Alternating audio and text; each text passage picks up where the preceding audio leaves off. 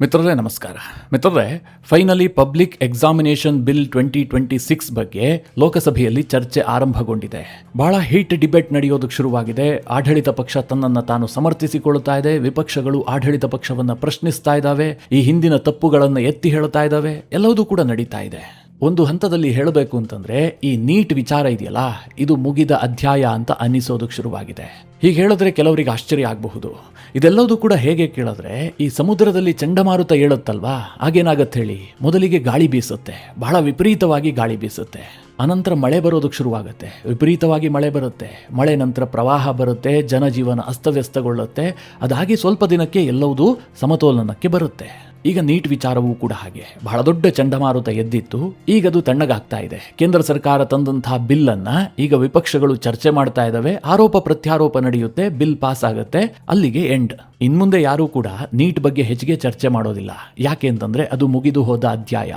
ಈಗ ನಾನು ಯಾಕೆ ಇದನ್ನ ಹೇಳ್ತಾ ಇದ್ದೀನಿ ಅಂತಂದ್ರೆ, ಈಗ ನಾವು ಚರ್ಚಿಸಬೇಕಾದಂತಹ ವಿಚಾರ ಹೊಸ ಚಂಡಮಾರುತವನ್ನು ಏಳಿಸೋದಕ್ಕೆ ವೇದಿಕೆ ಸಜ್ಜಾಗ್ತಾ ಇದೆ. ಈಗೇನು ನೀಟ್ ವಿಚಾರದಲ್ಲಿ ಹಂಗಾಮ ಆಯ್ತಲ್ಲ, ಇದಕ್ಕಿಂತಲೂ ದೊಡ್ಡದಾದಂತಹ ಒಂದು ಹುನ್ನಾರ ಮಾಡೋದಕ್ಕೆ ಒಂದು ಇಕೋಸಿಸ್ಟಮ್ ಯತ್ನ ಮಾಡ್ತಾ ಇದೆ. ನರೇಂದ್ರ ಮೋದಿಯವರ ರೈಟ್ ಹ್ಯಾಂಡ್, ನರೇಂದ್ರ ಮೋದಿಯವರ ಯಶಸ್ಸಿಗೆ ಕಾರಣವಾದಂತಹ ಒಬ್ಬ ವ್ಯಕ್ತಿ, ಅವರನ್ನ ಈ ಬಾರಿ ಟಾರ್ಗೆಟ್ ಮಾಡೋದಕ್ಕೆ ಎಲ್ಲಾ ರೀತಿಯ ಪ್ರಯತ್ನಗಳು ಕೂಡ ಆರಂಭಗೊಂಡಿದೆ. ಒಂದಿಡೀ ಇಕೋಸಿಸ್ಟಮ್ ಅದಕ್ಕೆ ಹಗಲು ರಾತ್ರಿ ಶ್ರಮಿಸ್ತಾ ಇದೆ. ಅದು ಯಾರು ಕೇಳಿದ್ರೆ ನಿತಿನ್ ಗಡ್ಕರಿ. ಈ ದೇಶದಲ್ಲಿ ಮುಂದಿನ ಚಂಡಮಾರುತ, ಅಥವಾ ಅದನ್ನ ನೀವು ಟೂಲ್ ಕಿಟ್ ಅಂತ ಕರೀರಿ, ಅದು ಯಾವುದು ಕೇಳಿದ್ರೆ E20 ಪೆಟ್ರೋಲ್. ಮಿತ್ರರೇ, ಬಹಳ ದೊಡ್ಡ ಹುನ್ನಾರ ನಡೀತಾ ಇದೆ. ಇದರ ಬಗ್ಗೆ ನಾವು ಮೊದಲೇ ತಿಳ್ಕೊಂಡಿರಬೇಕು. ಹವಾಮಾನ ಇಲಾಖೆ ಪ್ರತಿ ಬಾರಿ ಚಂಡಮಾರುತ ಬರುವಂತಹ ಸಂದರ್ಭದಲ್ಲಿ ಮುನ್ಸೂಚನೆ ಕೊಡುತ್ತಲ್ಲ, ಅದೇ ರೀತಿಯಾಗಿ ನಿಮಗೊಂದಿಷ್ಟು ನಾನು ಮುನ್ಸೂಚನೆ ಕೊಟ್ಟಿರ್ತೀನಿ. ಈ ಹಿಂದೆ ಮುನ್ಸೂಚನೆ ಇಲ್ಲದ ಕಾರಣದಿಂದಾಗಿ, ಅಥವಾ ಈ ಚಂಡಮಾರುತ ಭೀಕರವಾಗಿರೋದಿಲ್ಲ ಅನ್ನುವ ಕಾರಣಕ್ಕೋಸ್ಕರವಾಗಿ ನೀಟ್ ವಿಚಾರದಲ್ಲಿ ರಾದ್ಧಾಂತಗಳಾದವು.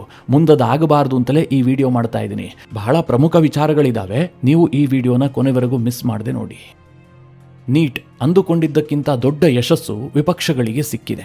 ಯಾಕಿಲ್ಲಿ ವಿಪಕ್ಷ ಅಂತ ಹೇಳ್ತಾ ಇದ್ದೀನಿ ಕೇಳಿದ್ರೆ, ಕಾಂಗ್ರೆಸ್ ಕೂಡ ಇದರ ತುಪ್ಪ ತಿಂದಿದೆ, ಸಮಾಜವಾದಿ ಪಕ್ಷ, ಆಮ್ ಆದ್ಮಿ ಪಕ್ಷ ಎಲ್ಲರೂ ಕೂಡ ಸ್ವಲ್ಪ ತುಪ್ಪವನ್ನು ಹಂಚಿಕೊಂಡಿದ್ದಾರೆ. ಜೊತೆಗೆ ಜಿರಳೆ ಪಕ್ಷವನ್ನ ಯಶಸ್ವಿಯಾಗಿ ಲಾಂಚ್ ಮಾಡಿದ್ದಾರೆ. ಹೀಗಾಗಿ ಈ ನೀಟ್ ಹೋರಾಟದ ಸೂತ್ರಧಾರರು ಮತ್ತು ಪಾತ್ರಧಾರರು ಇಬ್ರೂ ಕೂಡ ನೆಲ ಮೇಲೆ ನಡೀತಾ ಇಲ್ಲ, ಅವರು ತೇಲ್ತಲೇ ಇದ್ದಾರೆ. ಸದ್ಯ ಇಬ್ರೂ ಸಹ ಮುಂದೇನ್ ಮಾಡಬೇಕು ಅನ್ನೋದ್ರಲ್ಲಿ ಬಹಳ ಚರ್ಚೆ ಮಾಡ್ತಾ ಇದ್ದಾರೆ, ಅದಕ್ಕೆ ತಂತ್ರಗಾರಿಕೆ ರೂಪಿಸ್ತಾ ಇದ್ದಾರೆ. ಅದರ ಉದ್ದೇಶ ಏನು ಕೇಳಿದ್ರೆ, ಸಿಕ್ಕಂತಹ ಟ್ರಾಕ್ಷನ್ ಅನ್ನ ಮುಂದುವರಿಸಬೇಕು. ಫಸ್ಟ್ ಟೈಮ್ ಮೋದಿಯನ್ನ ವೀಕ್ ಮಾಡೋದಕ್ಕೆ ಒಂದು ಅವಕಾಶ ಸಿಕ್ಕಿದೆ, ಸರ್ಕಾರ ಕೂಡ ಬಗ್ಗಿದೆ. 12 ವರ್ಷದಲ್ಲಿ ಮೊದಲ ಬಾರಿಗೆ ಹೋರಾಟಕ್ಕೆ ಮಣಿದು ಒಬ್ಬ ಮಂತ್ರಿ ರಾಜೀನಾಮೆ ಕೊಟ್ಟಿದ್ದಾರೆ. ಇದೇ ಸರಿಯಾದ ಸಮಯ ಅಂತ ಆ ಇಡೀ ಇಕೋಸಿಸ್ಟಮ್ ಮತ್ತೊಂದು ಹೋರಾಟಕ್ಕೆ ತಯಾರಾಗ್ತಾ ಇದೆ. ಮಿತ್ರರೇ, ಹೀಗೆ ಹೇಳಿದ್ರೆ ಇವನೇನೋ ಒಗಟೊಗಟಾಗಿ ಹೇಳ್ತಾನೆ, ಸುಮ್ಮನೆ ಹೈಪ್ ಕೊಡಲಾಗ್ತಾ ಇದೆ ಅಂತ ನಿಮ್ಗೆ ಅನ್ನಿಸಬಹುದು. ಸದ್ಯ ಹಾಗಂದುಕೊಂಡು ಸುಮ್ಮನೆ ಕೂರುವಂತಹ ಸ್ಥಿತಿಯಲ್ಲಿಲ್ಲ. ಯಾಕೆ ಕೇಳಿದ್ರೆ, ಅರವಿಂದ್ ಕೇಜ್ರಿವಾಲ್ ಬಹಳ ದೊಡ್ಡ ಪ್ಲಾನ್ ಮಾಡ್ಕೊಂಡಿದ್ದಾರೆ. ಅವರ ಉದ್ದೇಶ ಏನಾಗಿದೆ ಅಂತಂದ್ರೆ, ಧರ್ಮೇಂದ್ರ ಪ್ರಧಾನ್ಗಿಂತ ದೊಡ್ಡ ಬಲಿಯನ್ನ ಪಡೆಯೋದಕ್ಕೆ ಅವರು ಸ್ಕೆಚ್ ರೂಪಿಸಿದ್ದಾರೆ. ಅಂದ್ರೆ ನಿತಿನ್ ಗಡ್ಕರಿ ಅವರನ್ನ ಈ ಬಾರಿ ಟಾರ್ಗೆಟ್ ಮಾಡಲಾಗತ್ತೆ, ಅದಕ್ಕೆ ಎಲ್ಲಾ ರೀತಿಯಲ್ಲೂ ಪ್ಲಾನ್ ಆಗ್ತಾ ಇದೆ.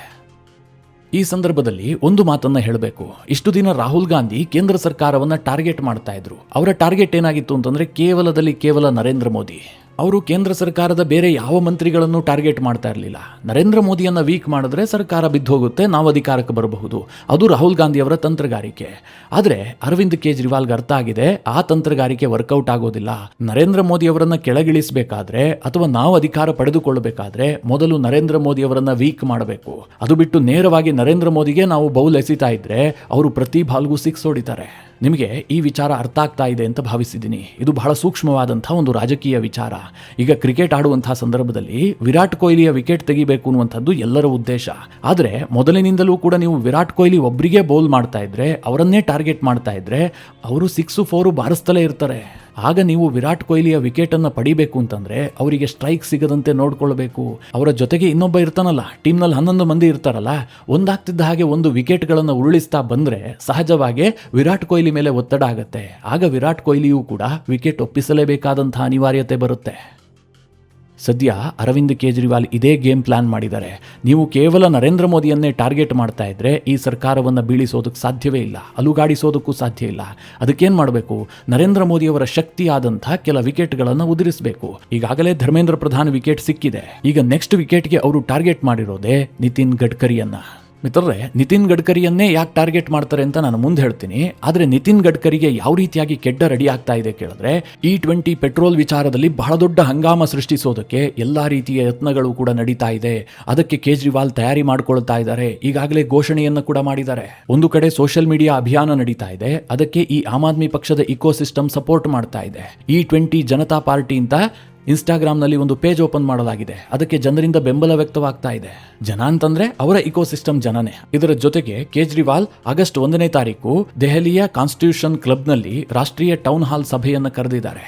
ಇದರಲ್ಲಿ E20 ವಿಚಾರದಲ್ಲಿ ಮಹತ್ವದ ನಿರ್ಧಾರ ಕೈಗೊಳ್ಳೋದಾಗಿ ಕೇಜ್ರಿವಾಲ್ ಘೋಷಣೆ ಮಾಡಿದ್ದಾರೆ. ಇದಕ್ಕೆ ಪೂರ್ವ ಸಿದ್ಧತೆಯಾಗಿ ಪ್ರಧಾನಿ ನರೇಂದ್ರ ಮೋದಿಗೂ ಕೂಡ ಒಂದು ಪತ್ರ ಬರೆದಿದ್ದಾರೆ. ಆ ಪತ್ರದಲ್ಲಿ ಏನ್ ಹೇಳಿದ್ದಾರೆ ಅಂತಂದ್ರೆ, E20ಯ ಬಗ್ಗೆ ಚರ್ಚೆ ಆಗಬೇಕು, ಜೊತೆಗೆ ಅದರ ಬೆಲೆ ಕೂಡ ಕಡಿಮೆ ಆಗಬೇಕು, ಶುದ್ಧ ಪೆಟ್ರೋಲ್ ಸಿಗುವಂತೆ ಮಾಡಬೇಕು, ಈ ರೀತಿಯಾಗಿ ಅದರಲ್ಲಿ ಉಲ್ಲೇಖ ಮಾಡಲಾಗಿದೆ. ಇದಕ್ಕೋಸ್ಕರವಾಗಿ ಆಮ್ ಆದ್ಮಿ ಪಕ್ಷ ಆನ್ಲೈನ್ನಲ್ಲಿ ಒಂದು ಅಭಿಯಾನ ಮಾಡಿದೆಯಂತೆ. ಅದಕ್ಕೆ 2 ಲಕ್ಷ ಜನರಿಂದ ಬೆಂಬಲ ಸಿಕ್ಕಿದೆಯಂತೆ.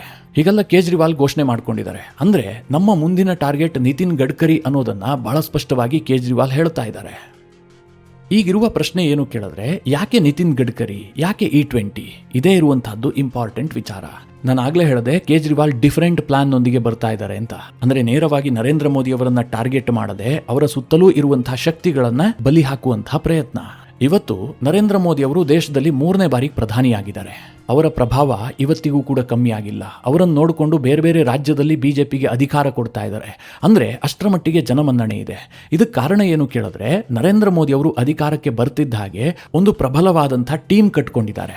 ಅವರೆಲ್ಲರೂ ಕೂಡ ನಾಮದಾರಗಳಲ್ಲ, ಕಾಮದಾರಗಳು, ಕೆಲಸ ಮಾಡುವಂಥವ್ರು. ಅದರಲ್ಲಿ ಟಾಪ್ನಲ್ಲಿ ಬರುವಂಥವರೇ ನಿತಿನ್ ಗಡ್ಕರಿ.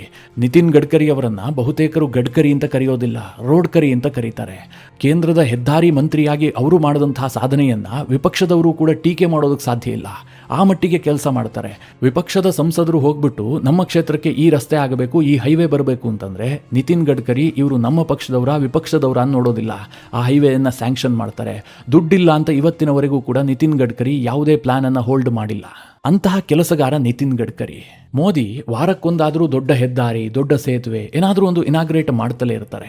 ಇಲ್ಲಿ ನಿತಿನ್ ಗಡ್ಕರಿ ಕೆಲಸ ಮಾಡ್ತಿರೋದ್ರಿಂದ ಹೆಸರು ಯಾರಿಗೆ ಬರ್ತಾ ಇದೆ? ಮೋದಿ ಸರ್ಕಾರಕ್ಕೆ ಬರ್ತಾ ಇದೆ. ಮೋದಿಯವರ ಇವತ್ತಿನ ಯಶಸ್ಸಿನ ಬ್ಯಾಕ್ ಬೋನ್ಗಳಲ್ಲಿ ನಿತಿನ್ ಗಡ್ಕರಿ ಕೂಡ ಒಬ್ರು. ಇಂತಹ ನಿತಿನ್ ಗಡ್ಕರಿಯನ್ನ ಟಚ್ ಮಾಡಿದ್ದೇ ಆದ್ರೆ ಮೋದಿ ಸರ್ಕಾರ ಅಲುಗಾಡುತ್ತೆ ಅನ್ನುವಂಥದ್ದು ವಿಪಕ್ಷಗಳಿಗೆ ತುಂಬಾ ಚೆನ್ನಾಗಿ ಗೊತ್ತು. ಆದ್ರೆ ನಿತಿನ್ ಗಡ್ಕರಿಯನ್ನ ಟಚ್ ಮಾಡೋದು ಅಷ್ಟು ಸುಲಭ ಇರಲಿಲ್ಲ. ರಸ್ತೆ ವಿಚಾರದಲ್ಲಿ ಅವ್ರನ್ನೇನು ಪ್ರಶ್ನೆ ಮಾಡ್ತೀರಿ? ಭ್ರಷ್ಟಾಚಾರ ಆಗಿದೆ ಅಂತ ಹೇಳ್ತೀರಾ, ಅಥವಾ ಈ ಹೈವೇ ಸರಿ ಇಲ್ಲ ಅಂತ ಹೇಳ್ತೀರಾ? ನಿಮ್ಮ ಹತ್ರ ಸಾಧ್ಯ ಆಗೋದಿಲ್ಲ. ಆ ಮಟ್ಟಿಗೆ ಕೆಲಸ ಮಾಡ್ತಾ ಇದ್ದಾರೆ. ಅದಕ್ಕೆ ಈಗ ವಿಪಕ್ಷಗಳಿಗೆ ಸಿಕ್ಕಿದ್ದೇನು ಕೇಳಿದ್ರೆ E20 ಪೆಟ್ರೋಲ್. ಹಾಗೆ ನೋಡೋದಕ್ಕೆ ಹೋದ್ರೆ E20 ವಿಚಾರ ಬರುವಂತಹದ್ದು ದೇಶದ ಪೆಟ್ರೋಲಿಯಂ ಇಲಾಖೆಗೆ. ಆದರೆ ನಿತಿನ್ ಗಡ್ಕರಿಯನ್ನ ಯಾಕೆ E20 ಪೆಟ್ರೋಲ್ನಲ್ಲಿ ಎಳೆದು ತರಲಾಗ್ತಾ ಇದೆ ಕೇಳಿದ್ರೆ, ನಿತಿನ್ ಗಡ್ಕರಿ ಅದನ್ನ ಹೆಚ್ಚು ಪ್ರಮೋಟ್ ಮಾಡಿದ್ದಾರೆ. ಈ ದೇಶದ ವಾಹನಗಳಿಗೆ ಬಳಸೋದಕ್ಕೆ ನಿತಿನ್ ಗಡ್ಕರಿ ಅವಕಾಶ ಕೊಟ್ಟಿದ್ದಾರೆ. ಜೊತೆಗೆ ತಾವು ಹೋದಲ್ಲೆಲ್ಲ ಎಥೆನಾಲ್ ಬಗ್ಗೆ ನಿತಿನ್ ಗಡ್ಕರಿ ಭಾಷಣ ಮಾಡಿದ್ದಾರೆ. ಇದನ್ನ ಈಗ ಯಾವ ರೀತಿಯಾಗಿ ಬಿಂಬಿಸಲಾಗ್ತಾ ಇದೆ ಕೇಳಿದ್ರೆ, ಈ ಎಥೆನಾಲ್ ಮಿಶ್ರಿತ ಪೆಟ್ರೋಲ್ ಇದೆಯಲ್ಲ, ಇದರಿಂದ ನಿತಿನ್ ಗಡ್ಕರಿಗೆ ಲಾಭ ಆಗ್ತಾ ಇದೆ. ಅವರ ಕಂಪನಿಗೆ ಹೆಚ್ಚಿನ ಲಾಭ ಹೋಗ್ತಾ ಇರೋದ್ರಿಂದಾಗಿ ನಿತಿನ್ ಗಡ್ಕರಿ ಇದನ್ನ ಪ್ರಮೋಟ್ ಮಾಡ್ತಾ ಇದ್ದಾರೆ. ಇದರಿಂದಾಗಿ ನಮ್ಮ ವೆಹಿಕಲ್ಗಳಿಗೆ ಹಾನಿ ಆಗ್ತಾ ಇದೆ. ಈ ರೀತಿಯಾದಂತಹ ಒಂದು ಪ್ರೊಪಗೆಂಡಾ ಬಿಲ್ಡ್ ಮಾಡೋದಕ್ಕೆ ಕಳೆದ ಕೆಲ ವರ್ಷಗಳಿಂದ ಯತ್ನ ಮಾಡಲಾಗ್ತಾ ಇತ್ತು. ಈಗ ಅದು ವೇಗ ಪಡೆದುಕೊಂಡಿದೆ. ಜೊತೆಗೆ ಕೇಜ್ರಿವಾಲ್ ಮತ್ತು ಆತನ ಇಡೀ ಇಕೋಸಿಸ್ಟಮ್ಗೆ ಅನ್ನಿಸ್ತಾ ಇದೆ, ಈ ಎಥೆನಾಲ್ ಮಿಶ್ರಿತ ಪೆಟ್ರೋಲ್ ವಿಚಾರ ಇದೆಯಲ್ಲ, ಇದು ಹೆಚ್ಚು ಜನರನ್ನ ರೀಚ್ ಆಗುತ್ತೆ. ಇದರಲ್ಲಿ ಪ್ರತಿಯೊಬ್ಬರೂ ಕೂಡ ಇನ್ವಾಲ್ವ್ ಆಗ್ತಾರೆ. ಇದು ಮೇನ್ ವಿಚಾರ. ಇದರಲ್ಲಿ ಸರ್ಕಾರವನ್ನು ಅಲುಗಾಡಿಸಬಹುದು ಅಂತ ಅವರಿಗೆ ಪ್ರಬಲವಾದಂತಹ ನಂಬಿಕೆ ಇದೆ. ಯಾಕೆ ಗೊತ್ತಾ? ಈ ರಾಹುಲ್ ಗಾಂಧಿ ಈ ಹಿಂದೆ ಏನ್ ಮಾಡ್ತಾ ಇದ್ರು? ವೋಟ್ ಚೋರಿ ವಿಚಾರವನ್ನ ತಂದ್ರು, EVM ವಿಚಾರವನ್ನ ತಂದ್ರು, ಪೆಗಸಿಸ್ ಬಗ್ಗೆ ಹೇಳಿದ್ರು. ಇದು ಯಾವುದಾದ್ರೂ ಕೂಡ ಜನಸಾಮಾನ್ಯರಿಗೆ ಟಚ್ ಆಗುತ್ತಾ? ಅಂದ್ರೆ ಒಂದು ಮಾಸ್ ಕಮ್ಯುನಿಟಿಗೆ ರೀಚ್ ಆಗುವಂತಹ ವಿಚಾರವ? ವೋಟ್ ಚೋರಿ ಅಂತಂದ್ರೆ ಯಾರಿಗಾದ್ರೂ ವೋಟ್ ಹಾಕೋದಕ್ಕೆ ಸಾಧ್ಯ ಆಗದೇ ಇದ್ರೆ ಅದು ವಿಚಾರ ಆಗತ್ತೆ. ಇವತ್ತು ಎಲ್ಲೇ ಚುನಾವಣೆ ನಡೆದ್ರೂ ಕೂಡ ಭಾರತದ ಮತದಾರನಿಗೆ ಮತದಾನ ಮಾಡೋದಕ್ಕೆ ಸಾಧ್ಯ ಆಗಿಲ್ಲ ಅನ್ನುವಂತಹ ಉದಾಹರಣೆಗಳಿಲ್ಲ. ದೇಶದಲ್ಲಿ ಒಂದೇ ಪಕ್ಷದ ಸರ್ಕಾರ ಎಲ್ಲ ಕಡೆಯಲ್ಲೂ ಬರ್ತಾ ಇಲ್ಲ. ಬೇರೆ ಬೇರೆ ಪಕ್ಷಗಳು ಕೂಡ ಗೆಲ್ತಾ ಇದ್ದಾವೆ. ಹೀಗಾಗಿ ವೋಟ್ ಚೋರಿ ವಿಚಾರಕ್ಕೆ ಯಾವುದೇ ರೀತಿಯಲ್ಲೂ ಟ್ರ್ಯಾಕ್ಷನ್ ಸಿಕ್ಕಿಲ್ಲ.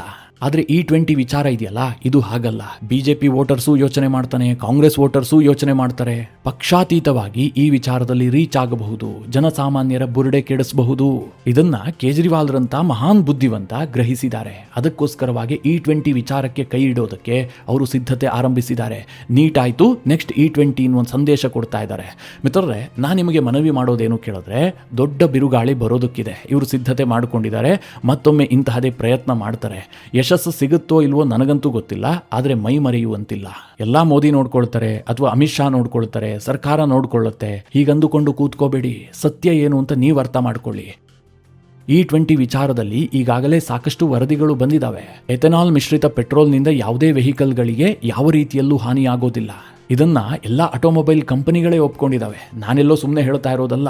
E20 ಭಾರತದಲ್ಲಿ ಜಾರಿಯಾಗಿ ವರ್ಷಗಳೇ ಕಳೆದು ಹೋಗಿದೆ. ಈಗ ಯಾಕೆ ಈ ವಿಚಾರ ಮುಂದೆ ಬಂತು ಕೇಳಿದ್ರೆ, ಹಿಂದೊಂದು ವಿಡಿಯೋದಲ್ಲಿ ಇದ್ರ ಬಗ್ಗೆ ಡೀಟೇಲ್ ಆಗಿ ಹೇಳಿದ್ದೀನಿ. ನಾನೀಗ ಅದ್ರ ಬಗ್ಗೆ ಹೆಚ್ಚು ವಿವರಣೆ ಕೊಡೋದಕ್ಕೆ ಹೋಗೋದಿಲ್ಲ, ಆದರೂ ಸಹ ಚಿಕ್ಕದಾಗಿ ಹೇಳ್ತೀನಿ. ಕಳೆದ ಒಂದು 15 ದಿನದ ಹಿಂದೆ ಬಿಹಾರ ಮೂಲದ ಯೂಟ್ಯೂಬರ್ ಮನೀಶ್ ಕಶ್ಯಪ್ ಅನ್ನುವಂಥವನು ಒಂದು ವಿಡಿಯೋ ಮಾಡ್ತಾನೆ. ಅದು ಬಹಳ ಆಕ್ರೋಶಭರಿತವಾದಂತಹ ವಿಡಿಯೋ, ಅಂದ್ರೆ ಜನರನ್ನ ಉದ್ರೇಕಿಸುವಂತಹ ಒಂದು ವಿಡಿಯೋ. ಅದರಲ್ಲಿ ಆತ ಏನ್ ಕ್ಲೈಮ್ ಮಾಡಿರ್ತಾನೆ ಅಂತಂದ್ರೆ, ನಾನು ಇನೋವಾ ಹೈಕ್ರಾಸ್ ಗಾಡಿಯನ್ನ 40 ಲಕ್ಷ ರೂಪಾಯಿ ಕೊಟ್ಟು ಕೊಂಡಿದ್ದೆ. ಆ ಕಾರು ಕೇವಲ 12,000 ಕಿಲೋಮೀಟರ್ ಮಾತ್ರ ಓಡಿದೆ. ಆದ್ರೆ ಈ ನಡುವೆ ಕಾರಿನಲ್ಲಿ ವೈಬ್ರೇಷನ್ ಬರೋದಕ್ಕೆ ಶುರುವಾಯಿತು, ಇಂಜಿನ್ ಸೌಂಡ್ ಆಗೋದಕ್ಕೆ ಶುರುವಾಯಿತು. ಹೀಗಾಗಿ ನಾನು ಅದನ್ನ ಶೋರೂಮಿಗೆ ತಂದೆ. ಈಗ ಗೊತ್ತಾಗ್ತಾ ಇದೆ ಇದಕ್ಕೆ ಕಾರಣ E20 ಪೆಟ್ರೋಲ್ ಅಂತ. ಸದ್ಯ ನನ್ನ ಕಾರಿನ ಇಂಜಿನ್ಗೆ ವಾರಂಟಿ ಇದೆ, ಆದ್ರೆ ಟೊಯೋಟಾ ಕಂಪನಿ ಇದನ್ನ ರೆಡಿ ಮಾಡೋದಕ್ಕೆ ಸಿದ್ಧ ಇಲ್ಲ. ಯಾಕೆ ಕೇಳಿದ್ರೆ E20ಯ ಕಾರಣದಿಂದ. ಹೀಗೆಲ್ಲ ಪುಂಖಾನುಪುಂಖವಾಗಿ ಈತ ಭಾಷಣ ಬಿಗಿತಾನೆ. ರೋಷಾವೇಶವಾಗಿ ಈತ ಮಾಡದಂತಹ ವಿಡಿಯೋ ಇದೆಯಲ್ಲ, ಸೋಷಿಯಲ್ ಮೀಡಿಯಾದಲ್ಲಿ ಹಲ್ಚಲ್ ಸೃಷ್ಟಿ ಮಾಡಿಬಿಡುತ್ತೆ. ಪ್ರತಿಯೊಬ್ಬರೂ ಕೂಡ ಇದಕ್ಕೆ ರಿಯಾಕ್ಟ್ ಮಾಡೋದಕ್ಕೆ ಶುರು ಮಾಡ್ತಾರೆ. ಗೊತ್ತಲ್ಲ, ಒಂದಷ್ಟು ಜನ ಇದಕ್ಕಾಗಿ ಕಾಯ್ತಾ ಇರ್ತಾರೆ. ನನಗೂ ತೊಂದರೆ ಆಗಿದೆ, ನನ್ನ ಕಾರು ಈ ತರ ಮೈಲೇಜ್ ಬರ್ತಾ ಇಲ್ಲ, ನನ್ನ ಕಾರ್ನಲ್ಲೂ ಸೌಂಡ್ ಬರ್ತಾ ಇದೆ, ನನ್ನ ಬೈಕ್ ನಿಂತು ಹೋಗ್ಬಿಟ್ಟಿದೆ. ಹೀಗೆ ದೇಶಾದ್ಯಂತ ವಿಡಿಯೋಗಳನ್ನು ರಿಲೀಸ್ ಮಾಡ್ತಾರೆ. E20ಯ ಬಗ್ಗೆ ಗಂಧ ಗಾಳಿ ಗೊತ್ತಿಲ್ಲದವನು ಕೂಡ ಇದ್ರ ಬಗ್ಗೆ ಮಾತನಾಡ್ತಾರೆ. ಸರ್ಕಾರದ ಮೇಲೆ ದಿಢೀರ್ ಅಂತ ಒತ್ತಡ ಜಾಸ್ತಿ ಆಗುತ್ತೆ. ಈ ಘಟನೆ ಆಗ್ತಿದ್ದ ಹಾಗೆ ನಿತಿನ್ ಗಡ್ಕರಿ ಅವರನ್ನ ಅನೇಕ ಚಾನೆಲ್ಗಳು ಸಂಪರ್ಕಿಸ್ತವೆ. ಆಗ ನಿತಿನ್ ಗಡ್ಕರಿ ಬಹಳ ಸ್ಪಷ್ಟವಾಗಿ ಹೇಳ್ತಾರೆ, E20 ಪೆಟ್ರೋಲ್ನಿಂದ ಯಾವುದೇ ಗಾಡಿಗಾದರೂ ತೊಂದರೆ ಆಗಿದ್ರೆ ಅದರ ಹೊಣೆ ಹೊತ್ತುಕೊಳ್ಳೋದಕ್ಕೆ ನಾನು ಸಿದ್ಧ ಇದ್ದೀನಿ. ಅದರ ಸಂಪೂರ್ಣ ಜವಾಬ್ದಾರಿ ನನ್ನದು. ಎಲ್ಲಾದರೂ ಒಂದಿದ್ರೆ ತೋರಿಸಿ ಅಂತ ನಿತಿನ್ ಗಡ್ಕರಿ ಸವಾಲ್ ಹಾಕ್ತಾರೆ. ಅದರ ಜೊತೆಗೆ ದೇಶದ ಪ್ರಮುಖ ಕಾರು ತಯಾರಕ ಕಂಪನಿಗಳ ಸಿಇಒಗಳು ಬಂದು ಒಂದು ಪ್ರೆಸ್ ಮೀಟ್ ಮಾಡ್ತಾರೆ. E20 ಪೆಟ್ರೋಲ್ನಿಂದ ಇಂಜಿನ್ಗೆ ಹಾನಿಯಾಗುತ್ತೆ ಅನ್ನೋದಕ್ಕೆ ಯಾವುದೇ ಪ್ರೂಫ್ ಇಲ್ಲ, ಆ ರೀತಿಯಾದಂತಹ ಯಾವುದೇ ಘಟನೆಗಳು ಈವರೆಗೆ ನಡೆದಿಲ್ಲ ಹೀಗಂತ ಅವರು ಸ್ಪಷ್ಟಪಡಿಸ್ತಾರೆ.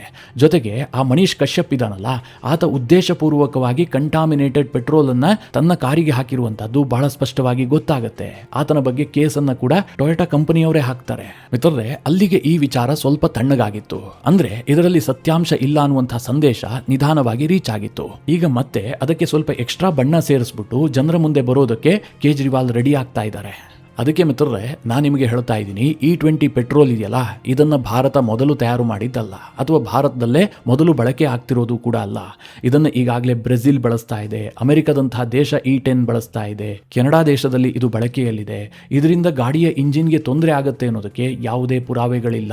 ನಾನು ಯಾಕೆ ಆ ದೇಶಗಳ ಉದಾಹರಣೆ ಕೊಟ್ಟೆ ಅಂತಂದ್ರೆ, ಅಮೆರಿಕದಲ್ಲಿ ಬಗೆದಷ್ಟು ಆಯಿಲ್ ಸಿಗುತ್ತೆ, ಆಯಿಲ್ ರಿಚ್ ದೇಶ. ಕೆನಡಾ ಕೂಡ ಆಯಿಲ್ ರಿಚ್ ದೇಶ. ಅಂತಹ ದೇಶಗಳೇ ಇವತ್ತು E20 ಅನ್ನು ಬಳಸ್ತಾ ಇದ್ದಾವೆ, E10 ಅನ್ನು ಬಳಸ್ತಾ ಇದ್ದಾವೆ. ಇದಕ್ಕೆ ಉದ್ದೇಶ ಏನು ಕೇಳಿದ್ರೆ, ರೈತರ ಹಿತ ಕಾಯುವಂತಹದ್ದು. ಜೊತೆಗೆ ಇದು ಹೆಚ್ಚು ಪ್ರಕೃತಿ ಸ್ನೇಹಿ. ಹೀಗಾಗಿ E20, E10 ಅನ್ನ ಬೇರೆ ಬೇರೆ ದೇಶಗಳು ಪ್ರಮೋಟ್ ಮಾಡ್ತಾ ಇದ್ದಾವೆ. ಹೀಗಿರುವಾಗ ಭಾರತದಲ್ಲಿ ಇದನ್ನ ಡಿಪ್ರಮೋಟ್ ಮಾಡೋದಕ್ಕೆ ಕೆಲವರು ಯತ್ನ ಶುರು ಮಾಡ್ತಾರೆ. ಅದಕ್ಕೆ ನೀವು ಕೈ ಜೋಡಿಸಬೇಡಿ, ನೀವು ಕೂಡ ಸಮೂಹ ಸನ್ನಿಗೆ ಒಳಗಾಗಬೇಡಿ. ಇದನ್ನು ನಿಮಗೆ ಮೊದಲೇ ಎಚ್ಚರಿಸೋದಕ್ಕೋಸ್ಕರವಾಗಿ ಈ ವಿಡಿಯೋ ಮಾಡ್ತಾ ಇದ್ದೀನಿ. E20 ಯಾಕೆ ಮುಖ್ಯ ಅಂತ ನಾನು ಹಿಂದೆ ಹಲವು ಬಾರಿ ಹೇಳಿದ್ದೀನಿ, ನಿಮಗೆಲ್ಲ ಗೊತ್ತೂ ಕೂಡ. ಹೀಗಾಗಿ ಅದರ ಬಗ್ಗೆ ಹೆಚ್ಚಿಗೆ ಚರ್ಚೆ ಮಾಡುವಂತಹ ಅವಶ್ಯಕತೆ ಇಲ್ಲ.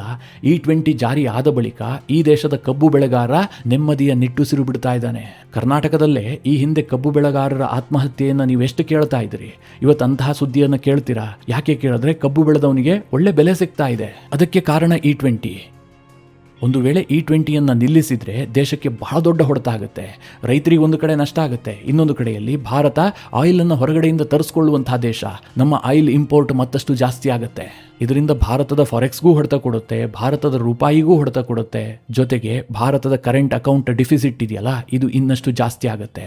ಇದು ನೀಟ್ನಂತೆ ಸಾಮಾನ್ಯ ವಿಚಾರ ಅಲ್ಲ, ಇದು ಆರ್ಥಿಕತೆಗೆ ಸಂಬಂಧಪಟ್ಟಂತಹ ವಿಚಾರ. ನಮಗೆ ನಿಮಗೆ ನೇರವಾಗಿ ಹೊಡೆತ ಬೀಳುವಂತಹ ವಿಚಾರ. ಈ ವಿಚಾರದಲ್ಲಿ ಯಾರೋ ಏನೋ ಹೇಳ್ತಾರೆ, ಸುಳ್ಳನ್ನು ಪ್ರಮೋಟ್ ಮಾಡ್ತಾರೆ ಅಂತ ಅದಕ್ಕೆ ಕಿವಿ ಕೊಡಬೇಡಿ. ಇವತ್ತು ನಿತಿನ್ ಗಡ್ಕರಿಯ ವಿರುದ್ಧ ಯಾವ ಮಟ್ಟಿನ ಷಡ್ಯಂತ್ರ ನಡೀತಾ ಇದೆ ಅಂತಂದ್ರೆ, ಅವರು ಜುಲೈ 27ನೇ ತಾರೀಕು ಹೈಕೋರ್ಟ್ ಮೆಟ್ಟಿಲೇರಿದ್ದಾರೆ. ಯಾಕೆ ಕೇಳಿದ್ರೆ, ನನ್ನ ವಿರುದ್ಧವಾಗಿ ಡೀಪ್ ಫೇಕ್ ವಿಡಿಯೋಗಳನ್ನು ಮಾಡಿ ಸುಳ್ಳು ಸುದ್ದಿಯನ್ನು ಪ್ರಸಾರ ಮಾಡಲಾಗ್ತಾ ಇದೆ. ಎಥೆನಾಲ್ನಿಂದ ನಾನು ಲಾಭ ಮಾಡ್ತಾ ಇದ್ದೀನಿ ಅಂತ ಅಪಪ್ರಚಾರ ಮಾಡಲಾಗ್ತಾ ಇದೆ. ಇದ್ರ ಬಗ್ಗೆ ಕೋರ್ಟ್ನಿಂದ ನನಗೆ ನ್ಯಾಯ ಸಿಗಬೇಕು ಅಂತ ನಿತಿನ್ ಗಡ್ಕರಿ ಕೋರ್ಟ್ ಮೊರೆ ಹೋಗಿದ್ದಾರೆ. ಅಂದ್ರೆ ಆ ಮಟ್ಟಿನ ಷಡ್ಯಂತ್ರಗಳು ಶುರುವಾಗಿದ್ದಾವೆ. ಮಿತ್ರರೇ, ಮುಂದಿನ ಕೆಲ ದಿನಗಳು ಬಹಳ ನಿರ್ಣಾಯಕ. ದೇಶದಲ್ಲಿ ಬಹಳ ದೊಡ್ಡ ದೊಡ್ಡ ಘಟನೆಗಳು ನಡೆಯುವಂತಹ ಸಾಧ್ಯತೆಗಳಿದ್ದಾವೆ. ಪಂಜಾಬ್ ಮತ್ತು ಉತ್ತರ ಪ್ರದೇಶದ ಚುನಾವಣೆ ಹಿನ್ನೆಲೆಯಲ್ಲಿ ವಿಪಕ್ಷಗಳು ಏನಾದರೂ ಒಂದು ಮಾಡಲೇಬೇಕು ಅಂತ ತೀರ್ಮಾನ ಮಾಡದಂತೆ ಕಂಡು ಬರ್ತಾ ಇದೆ.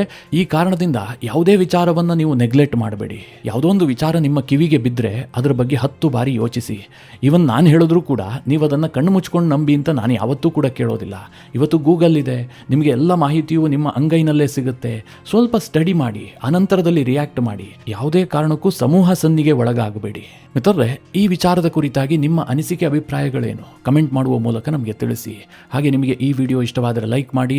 ಜೊತೆಗೆ ನೀವಿನ್ನೂ ನಿಮ್ಮ ನೆಚ್ಚಿನ ಸಂಸ್ಕಾರ ಸೌರಭ ಯೂಟ್ಯೂಬ್ ಚಾನಲ್ನ ಸಬ್ಸ್ಕ್ರೈಬ್ ಮಾಡಿಲ್ಲ ಅಂತಾದರೆ ಈ ಕೂಡಲೇ ಸಬ್ಸ್ಕ್ರೈಬ್ ಮಾಡಿ. ಮುಂದಿನ ಎಲ್ಲ ಅಪ್ಡೇಟ್ಗಳ ನೋಟಿಫಿಕೇಷನ್ಗಾಗಿ ಬೆಲ್ ಐಕಾನ್ ಒತ್ತಿ.